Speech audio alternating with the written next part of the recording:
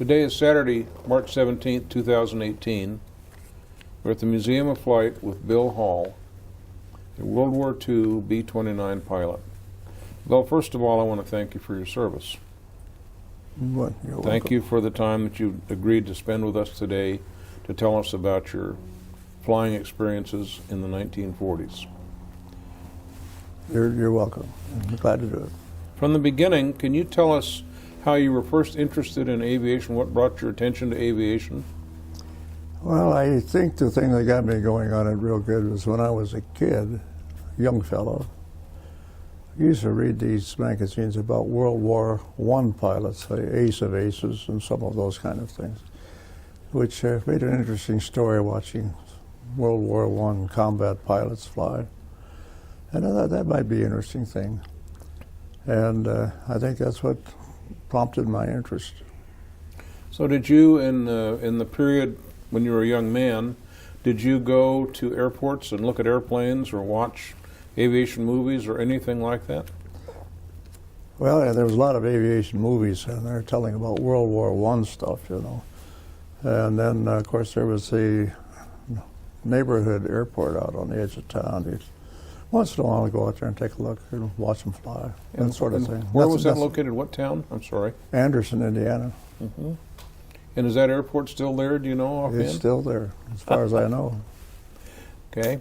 So you went through junior high or middle school and then high school.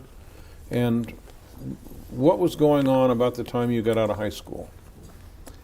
Well, when I got out of high school, I wasn't a very good student because my dad was an 8th grader.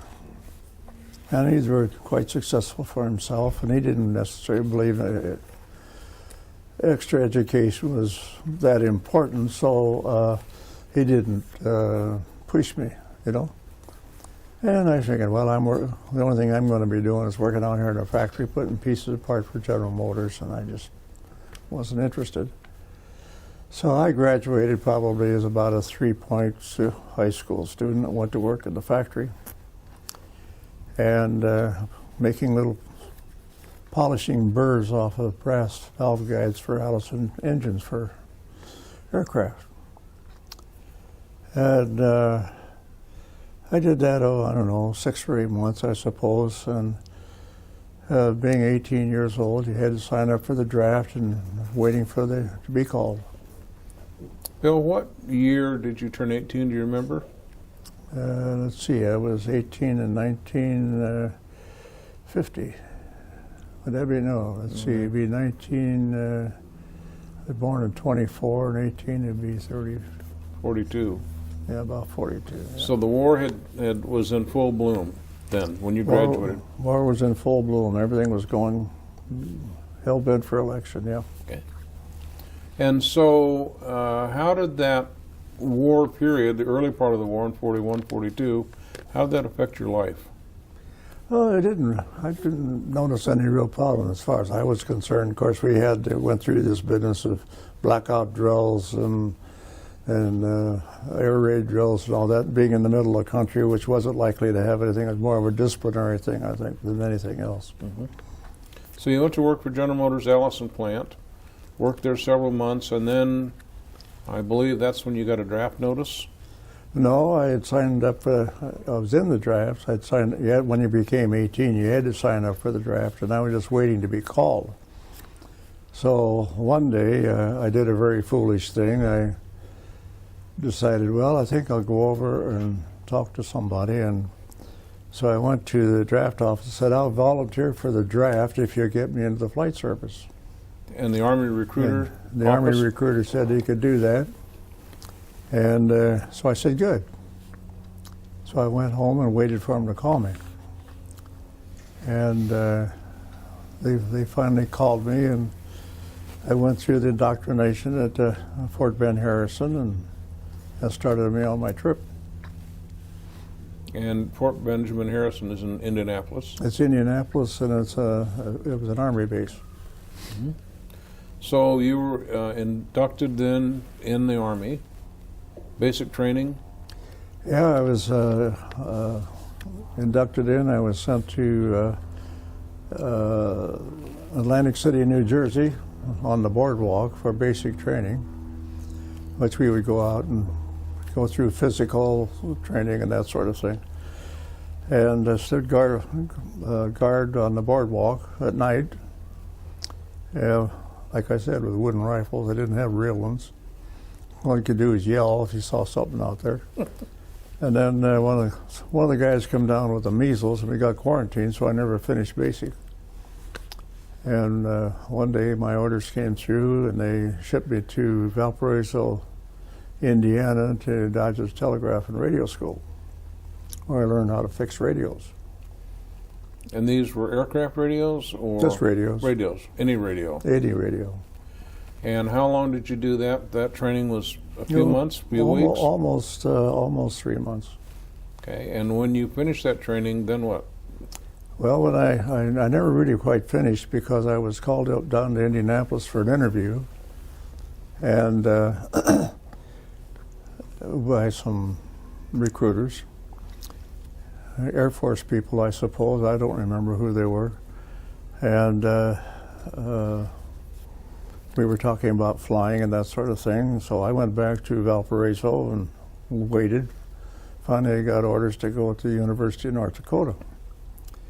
And well, since this kid needs some training, well, we'll get him trained, I guess. There was a whole bunch of us did this. And we learned basic stuff like math and English and the usual stuff you have at, maybe as a freshman at college. And I was there right at 3 months, and then I was sent to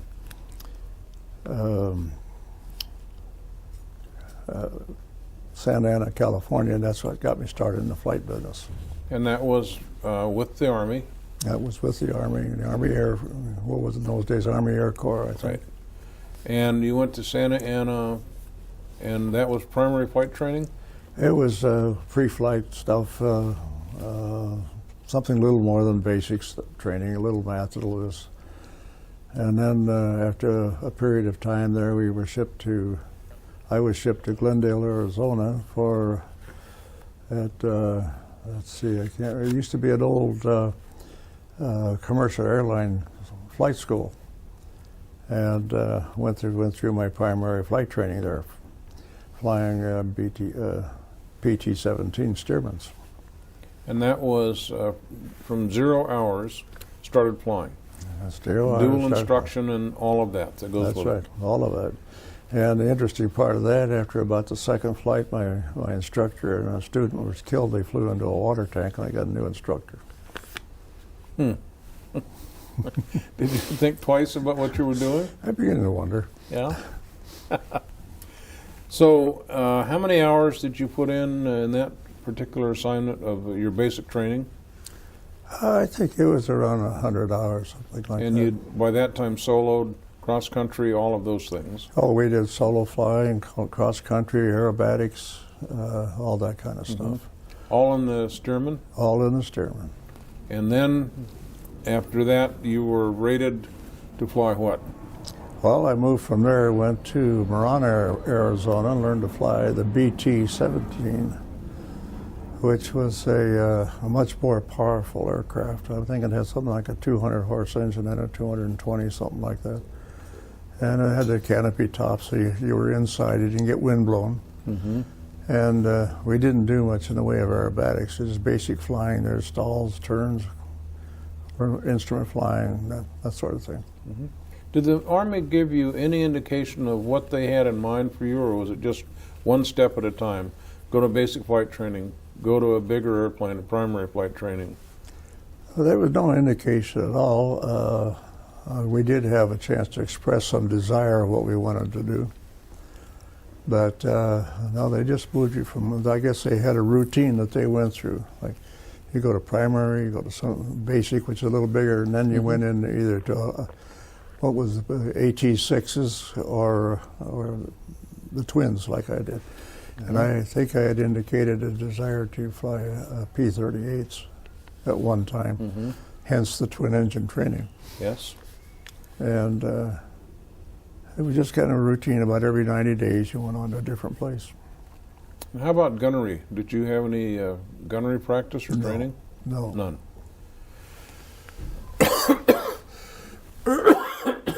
Sorry. So you finished up with that training at about 100 hours, and that was at Mariana?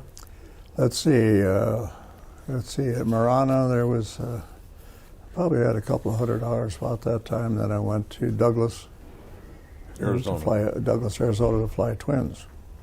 And that was a Cessna? That was a UC-78 made by Cessna.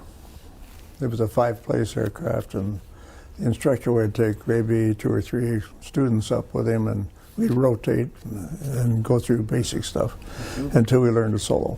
Until we got to the point where we could solo, which was probably around 10 hours. Solo in that airplane? So you'd not soloed ever before? Oh yeah, you soloed each one of these airplanes. Right, okay. So you soloed in the Cessna, and that was a twin engine airplane. Twin engine. And then what happened? Where did you go next? Well, after I graduated from that, I'd gone through flight school as an aviation student, graduated as a senior warrant officer. Not as an aviation cadet? No, as a student. As an aviation student, because I didn't have the college training. Right. See, when I volunteered for all this, I forgot that you had to have some college training before you get to flight school. Anyway, a stupid mistake that worked out for me. Anyway, let's see, where were we? I went to the twin engine school there at Douglas, Arizona for another 100 and 120 hours. Graduated from there, and then I was assigned to B-17 school to learn to fly B-17s. Now, this airplane that you flew at Douglas, what was the speed envelope of that airplane and the range of that airplane? Well, the twin engine? Yes. Oh, it would cruise around, I don't know, 120, 130, something like that, and it had about a 4-hour. So you went to B-17 school. That was a big jump, no pun intended, but a jump to a much larger airplane, much more complex airplane, all of that. So did you have ground school that was extensive, or just a week or so of school? Or? Oh, no, we had continuing ground school on that aircraft. As a matter of fact, I forget now, we had quite a bit before we ever really got in the thing. And then after, I'm going to say a relatively short period of time, like a couple of weeks or something like that, you get some indoctrination flights, and then it gets serious. And then we would fly, I don't know, maybe 2 or 3 times a week, and ground school in between, weather and all the other stuff that you have to learn. And until you got to a point where you and another student were allowed to fly the thing by yourself. And then we put in a certain amount of time doing that, and we would trade back and forth. And until we had about 120 hours in that aircraft, and was qualified to fly 1091 qualification, which would be a 4-engine heavy. So in that training, did you have any training in the bombardier station, or what the bombardier had to know, or the navigator, or the flight engineer? No, I didn't worry about that. Of course, we didn't have a flight engineer in the 17. We had to do all that stuff ourselves. Transfer fuel and all that messing around. And we didn't get in have a flight engineer with us till we got in 29s. And then they had to have them there because they had the total control over the engines. Right. So how would you characterize your flying experience in the B-17? How did that airplane feel to you? Oh, it was comfortable. You had to work. We flew Gs, the B-17 G, that was with a chin turret. Right. And it has a certain power assistant and controls. The earlier models, it was a workhorse. You had to really work. So I didn't have the pleasure of doing the hard part. I learned to fly the easier aircraft, which made it pretty nice. So the earlier models, you would say, were heavy on the controls? They were heavy on the control. They didn't have that booster assist yet. And was it also... I would say up to, let's see, G, probably up to about the E's. A, B, C, D, and E models were. Right. So would you say the airplane was stable? You could trim it up and it would hold a heading and hold altitude? or did it tend to wander? No, B-17 was a good airplane. You could set it up and it would pretty well fly itself. Until you started transferring And then, fuel? until you make it do Right. something. I mean, Right. it wasn't somewhere you had to have your mind on the job 110% of the time. So did you have, in the B-17, you must have had some training on bombing runs and that sort of thing, and IPs and all of that, or did you get that after you got onto the airplane? I think that would have come at another point in time, because we were just learning how to handle the aircraft under different situations, and then if we'd have gone on to another stage in the B-17, then we would have got into bomb runs and stuff like that. See. So this was truly just to prepare you to do something else then? Yes, yes. And how many hours roughly in the B-17? I think it was about 120, something like that. Total time. Yeah. And then what happened? You finished up that training. Well, I finished that training, and then I was, of course, I moved. I don't know if I went from there to the B-29 school or if I went from there to another base. I don't remember. And then was reassigned to B-29s. But at that point in time, see, that was, when would that have been? Maybe early, that was late 43, and things were changing in Europe, and things were looking at the Western Pacific. And that's probably how I got moved over to B-29s, because they needed B-29 pilots over there, and they were having trouble with some of them, so they needed plenty. So where was the initial B-29 training for you? It was, I believe it was Roswell, New Mexico. Okay. And Either Roswell or Clovis, one of those two bases down And there. how many weeks, days, months? How long were you there? Oh, probably around 90 days. And we got about another 100, 120 hours in it.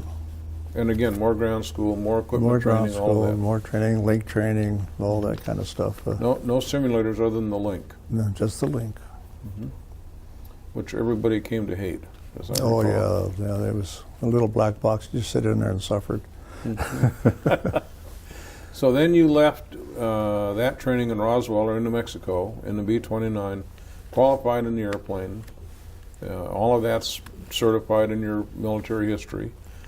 And then where did you go? What happened next? Well, see, I come out of there with a 1093 rating, which was a very heavy bombardment.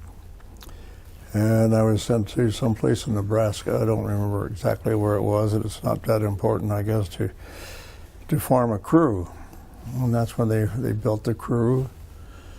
And we were given an airplane, probably out of Wichita or someplace close.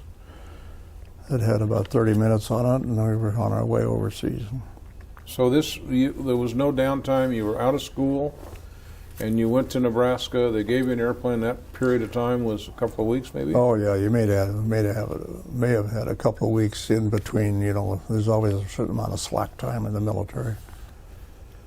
It wasn't very long.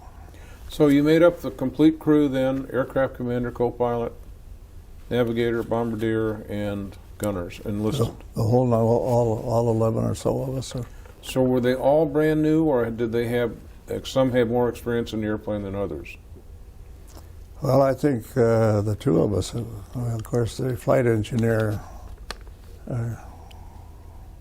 Yeah, he was he was either a staff or a master sergeant. He came up as a mechanic, and all the rest of us were just out of school types. And you were still a warrant officer, or had been commissioned? At that point, I was a senior warrant officer. Okay. And the aircraft commander was? My captain. And So he came up from training navigators and bombardiers. And so the navigator was an officer as well? Navigator was second Louis, bombardier was a second Louis. He was a Mormon preacher, of all things. Our radar operator was a chemical engineer, radar officer they called him. And then we had the, navigator. Then we had the rest were all enlisted people. So you formed up your group for this one airplane, a brand new airplane that came up from Wichita. Somebody ferried the airplane up there. You got it. You didn't have to go pick it up. No. And then you were given orders to go to somewhere in California. Well, we were sent to, I think, Sacramento area, Mather Field probably, and that's where we got our final overseas orders. So you didn't know where you were going when you went to Mather. No, going to California. Okay. So far this is working out pretty well for you, it sounds like. Oh yeah, it was fun. So you get to Mather, same airplane, same crew, there for a while, maybe, Oh, a few days. and then your orders come. I think what they were doing, they were piling up orders and just issuing them to a crew, putting a crew number or name or however they identified us. And they probably had all of our names written on the thing. I never did see the order myself, but the word came, and we scheduled a flight out and headed for Hawaii. And did you have a destination beyond Hawaii? Oh yes, we knew where we were going, but it was flying from one point to another. What was that? About 5-6 hours or more, I suppose. And then we spent a couple days in Hawaii. Then we moved on, and I don't know if these were sequential orders or if it was scheduling to keep the air from being too full. And then we went to, our final trip was to go into the Marianas Islands, which would be Northfield Tinian, to join the 484th Bombardment Group. 484th? 484th. Mm-hmm. And so we went to Hawaii, spent a couple days, and went to Kwajalein, which was about 2/3 of the way over. Spent the night, probably did refuel the aircraft and all that, did the necessary things that had to be done, and then went on into Tinian the next day.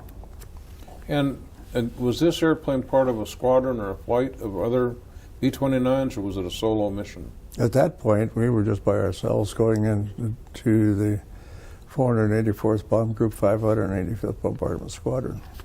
Okay. And we reported in there.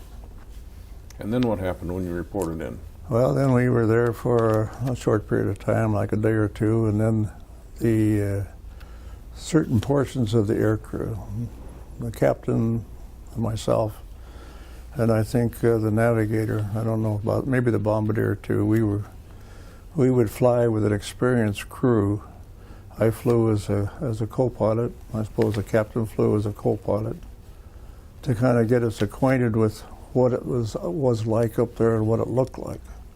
Because at that time, the biggest, Kyushu and Honshu were the big target areas, military targets.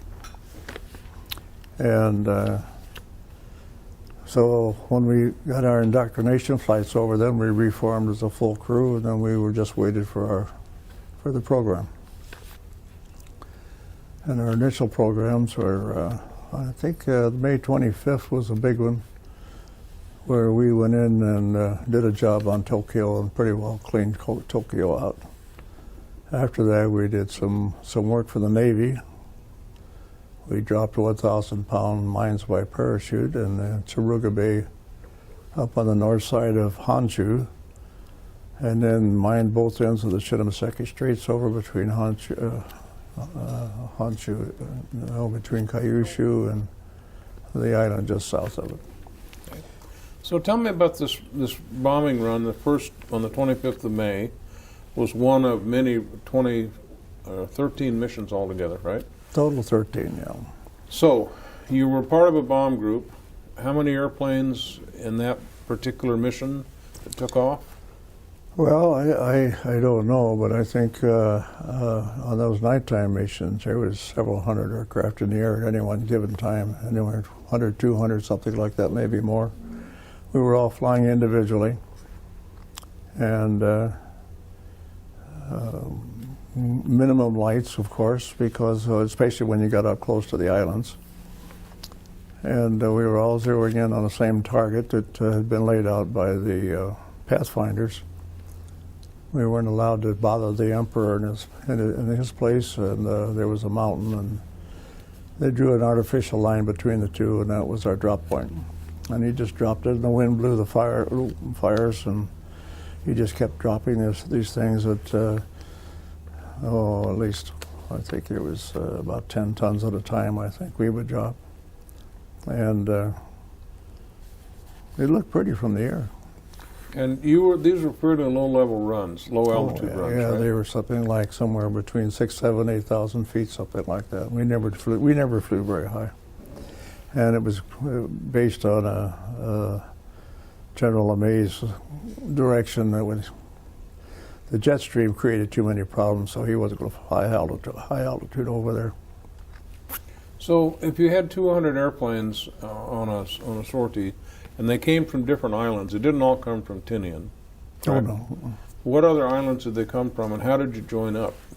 Well, in the daytime, when the daytime raids, we had an assembly point, which would be about an hour off the coast. Seems to me the name of them was the Bayonnaise Rocks, if I remember right.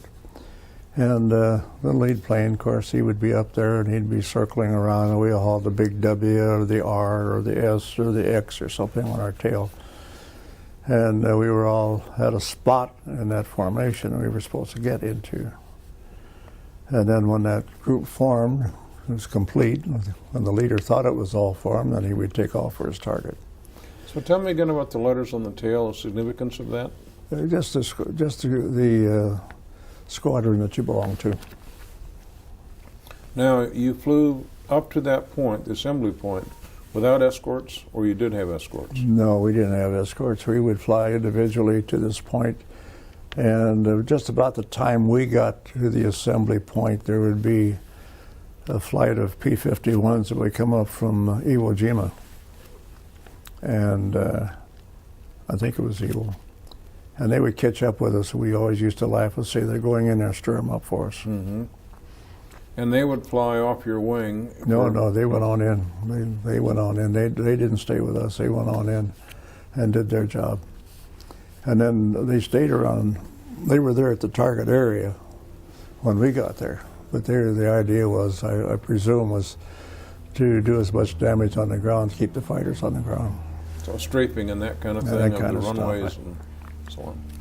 So when you finally got to the target, an hour after your assembly, you had P-51 escorts. You were fairly low level in terms of bombing runs. Mm-hmm. So what about flak, anti-aircraft, all of that?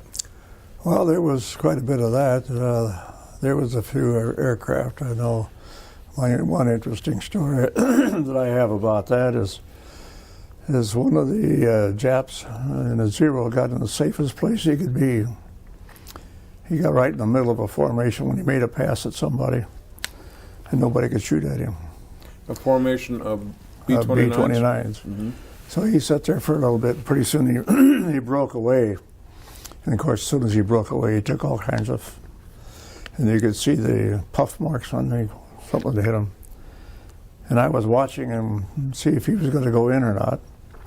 And I got hit on the arm, and it was pointed up, and our airplane had drifted under the lead plane. And of course, with the way the B-29 is made, you can't see up there because of that metal panel. But so it was my job to get out from underneath that thing early enough. So you're right under the bomb bay of right. B-29 Yeah, above you? looking right up in that bomb bay on our lead pod. And how many feet separation would you think? Oh, I don't know, maybe 10, 15, something like that. The normal difference. Right. Interesting times. Mm-hmm. Yeah. So, how many missions over Tokyo, incendiary bombing runs? 3. 3. And then other missions were mixed in with that, or was it those 3, then you went on to something else? Let's see, I think they were kind of mixed up. I don't think that's correct. I think we flew the night missions and got that taken care of. Those were all over Tokyo. Then we flew daylight missions for the mining and manufacturing targets over on the other islands. Mm-hmm. So you had daylight bombing runs over Kobe? Kyushu, Kobe, and the mining over the Shinimaseki Straits and Tsukura bay up north side of Honshu, because the Navy couldn't get in there. They weren't going in there because there's a narrow passage and it just wasn't the thing for them to do. And the Shinnemaseki Straits deal was a shipyard and a naval yard in there, so we tried to bottle them up, keep them in there.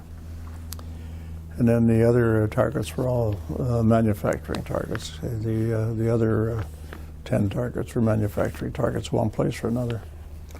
So you had a total number of missions worth, I think you said 13. 13. And of that period of time for those 13 missions was how long? Oh, each one of those, the longest one I think was over 14 hours. Wow.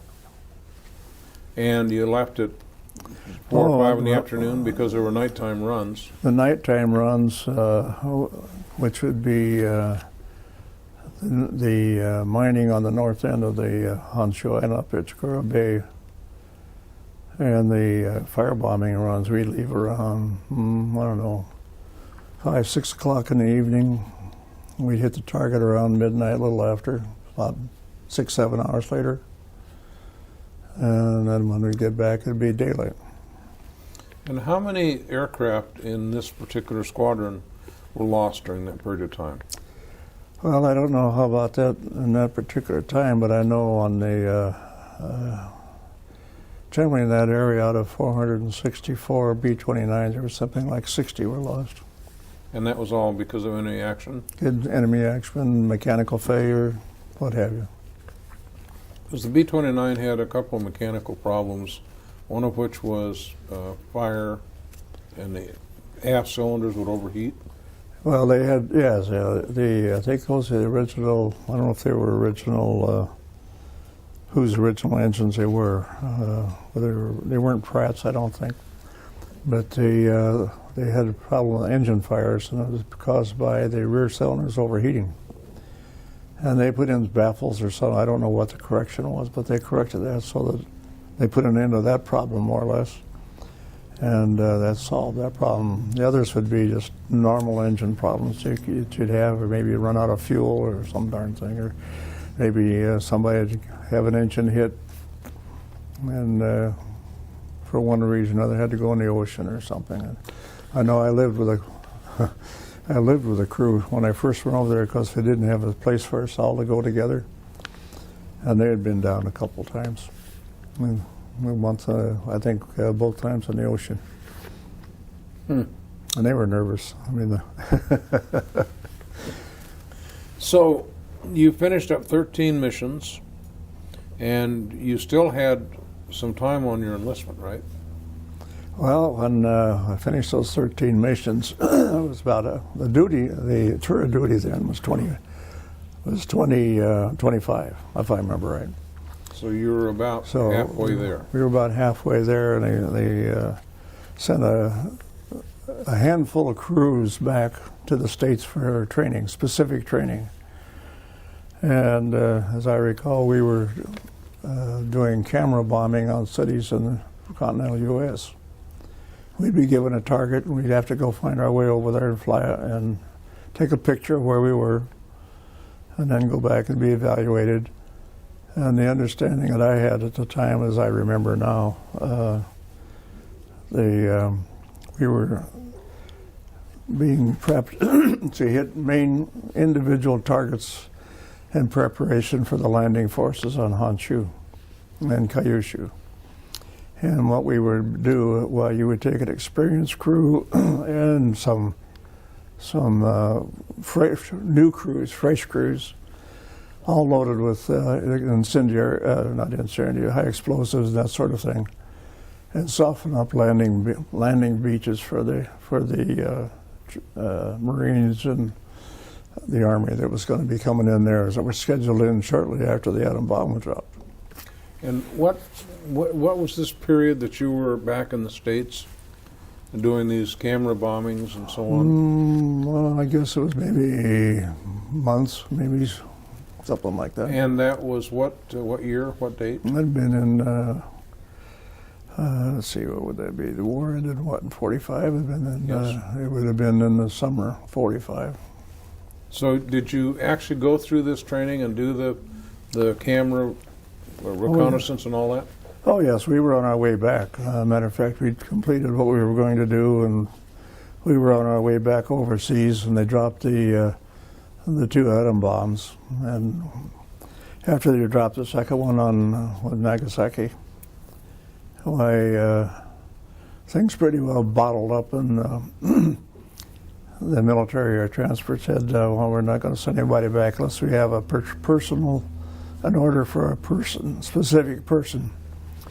And everything filled up, so then we got separated out. I got 90 days terminal leave, and I got my flight time in flying Piper Cubs or L-7s. Piper Cubs or L-7s. There you go. And that was how you finished out your Army career. That's how I finished. And well, I was in the reserve for a while after that, but my basic Army career ended in December. I spent 1 month short of a full 3 years. And when were you commissioned as a second lieutenant? When did that happen? Just before, just before we went overseas, and I, excuse me. And I always figured they just don't want to pay that extra 10% overseas pay. Before you went to Hawaii and all of that? Before I went to Hawaii, yeah. Mm-hmm. And so you were second lieutenant the rest of your career? The rest of my career. And in the reserves? In the reserve also. Yep. And how long in the reserves? Oh, well, let's see. I think I resigned from the reserves at about 6 years, I guess, about 1961, I think. Yeah, that's when we came out here. 51. 1951, you said? 61. 61, okay. So, in the reserves, that was just the weekend, occasionally? The weekend deal, Summer camp and all of that? Didn't do any flying or anything like that. No flying at all? So you separated from the military, you stayed in the reserves in that regard, but from active duty. And then what did you do? Did you put any of that flying to use, or? No, at that time, this could be a little insulting perhaps, but we didn't want to be airborne bus drivers, so we decided we were not going to do that. And the guys who talked about being crop dusters, we were accused of wanting to commit suicide. Mm-hmm. So most of us didn't do either one of those. So I went back with the idea I was going to go back to work in the factory, which was on strike. And when they did go back, my job ended and they moved me around, and I found out about the GI Bill. So I signed up for the GI Bill, and college were so hungry for money that they would take anybody. I think you didn't really have to qualify, although I did got tutored in math and a few things to get that level pulled up so I could get into Purdue. And I spent the first year in a teacher's college as a transfer student from Purdue, and then went through the regular 4-year curriculum and graduated in 1950. And that degree was in mechanical engineering. And then what did you do? Well, then I went to work for a wire mill for a year and a half, something like that. And I was told by one of the company officers I wasn't going to get anywhere in that place because they had too many kids. It was a privately owned company. So I went to work, interviewed, and went to work for the Goodyear Aircraft, and worked for them for 3.5 years. And the travel got too much going back to see our family, so then I transferred back into Indiana and ended up my working career there with the Chrysler Corporation and General Contractors, which got me started in construction. And then one day the Boeing people were interviewing, and I thought, well, that'd be a good place to go to work. I knew about their equipment and interviewed with them, and they were looking for engineers of one kind or another.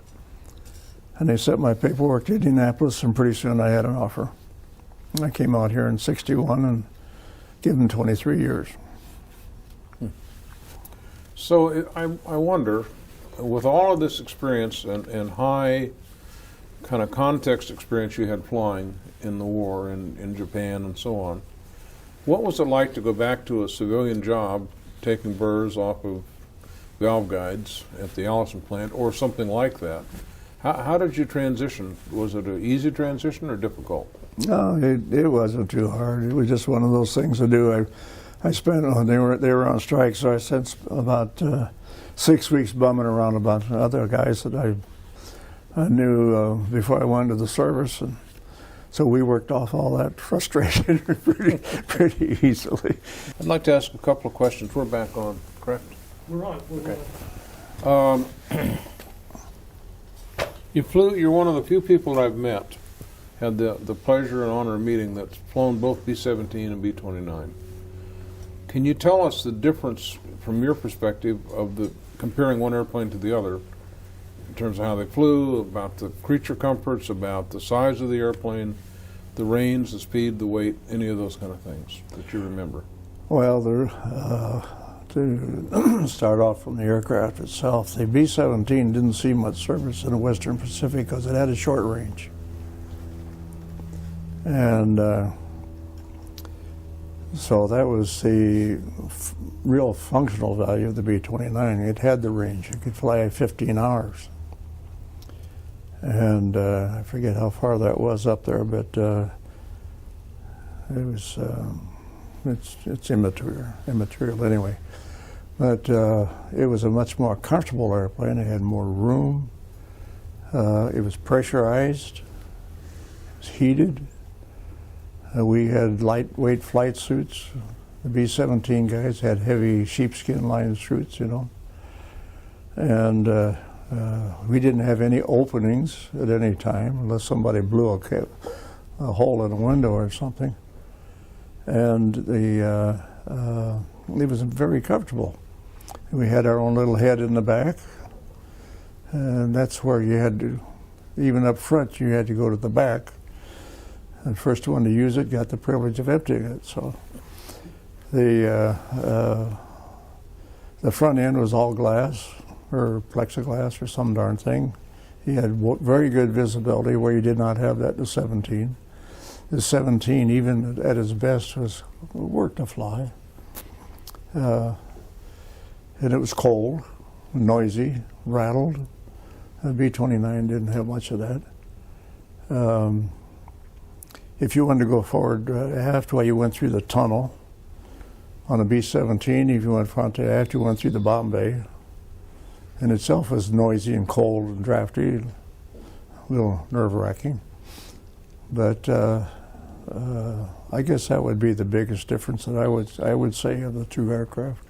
About the same speed for takeoff and landing in both airplanes? No, approximately. I don't recall what the differences were, but when they were loaded, there wasn't too much difference between them. And I think the 29 might have cruised a little faster. how about landing? No reverse prop or anything, so just brakes? No, we had. Stop it? No, we were. I You think did? we had reverse props on the 29. Not on the 17. Not on the 17. And I'm going with a figgy memory. No, maybe I should take that back. Erase that. So That on the reverse prop business, reverse that, because I'm not real sure about that. I doubt it. So the B-17, my sense of it is that on takeoff you didn't rotate. You just simply flew the thing off the ground. Oh, you would rotate slightly, just enough to get the tail down a little bit. On the B-29, same thing. And I remember one time I took it off a little quick. He flew off the end of the runway, and she dropped down about 200 feet. We were about 500 feet off the ocean until it got enough airspeed to stay in the air. One of the first times I took it off over there. This was at Tinian? In Tinian. Mm-hmm. And that's really just a function of the length of the runway and the weight of the airplane, right? Well, and that really wasn't loaded at that time. We were just doing it, maybe we were testing an engine or something. I don't recall. But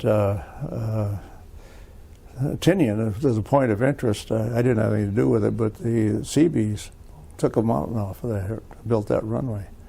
And it was around, if I remember right, it was around 8,000 feet long. I think I had 4 strips, if I remember right, and one of them was an emergency strip. We had 3 for flying. And these were steel runways or Coral. So in the middle of the Pacific Ocean at Tinian and so on, How was your maintenance on your aircraft in terms of maintenance supply? Did you have to wait for parts, or was it? We didn't have any problem with ours, as far as I know. When we had a little problem, the crew chief was able to get it fixed for us for the next mission. We never missed a mission because the airplane didn't fly. And you tell a story of when you came back from a mission, the crew chief would be listening to see what the aircraft sounded like. Yeah, they were all listening, and they could see their plane. And I don't remember now. I think maybe the numbers were painted big enough on the tail they could see the number. And they were listening for the whistle, and then they knew they had metal work to do. Because of the holes in the airplane. Because then there'd be a hole. Somebody got hit with flak or something, and which we got a few, but it wasn't too bad. So the Japanese defenses were fighters that they sent up, and anti-aircraft and flak, I suppose, right? Mm-hmm. And were they effective? Were they not very good at what they were doing? How did that work? Well, from the ones I saw, they knew what they were doing. And the biggest ones we had was when we were mining, they were the Navy guys. Maybe there was some Japanese military over there that was protecting the Navy, but when we were mining those ends, they weren't really very happy with us. I mean, they let us know that we weren't welcome. And I never saw anybody get hit to a point where they couldn't keep flying. But we used to laugh. We'd be maybe 100 feet higher than the guy ahead of us, and boy, he's really catching it down there. Ha ha ha ha. Knowing in just about another minute and a half we were going to be getting. And that's sad, isn't it?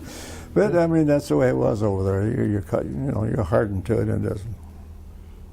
Yep.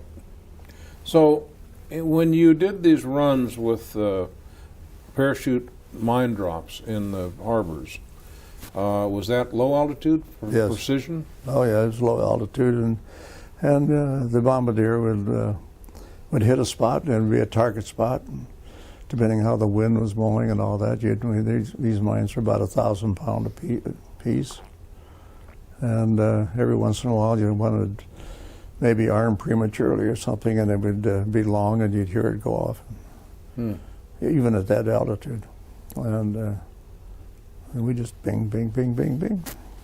So did the airplane, if you dropped the payload of 15 or 20,000 pounds, would the airplane, could you feel that in the flight controls that it got a lot lighter?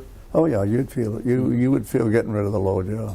Mm-hmm. Even with because we were flying manually over the target. We would fly out on autopilot over the ocean. Mm-hmm. Just for that reason, you wanted to have full control of what's going on. And when you got on the bombing run from the IP, the bombardier took over, or did he just give you steers, or how did that work?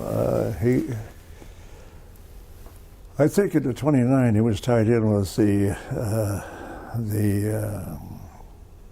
Norden?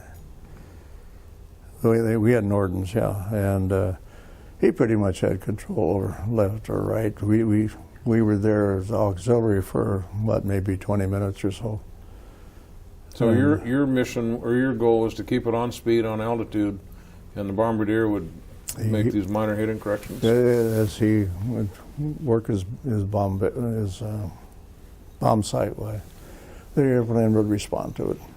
And the B-17 and the B-29 had the same Norden bomb sight? I don't know about 17. Probably didn't need that flying a B-17 in the States. No. Anything else that you can add about peculiarities of either the airplane, B-17 or? No, it was, they were both very fine aircraft, the ones that I've experienced with. The B-29 was, the difference between a B-29 and a B-17 was like even the latest model was the difference between a Lincoln and a Chevrolet. Good comparison. And if you were in a B-29 or pressurized, do you remember what the differential was, pressure differential in the airplane?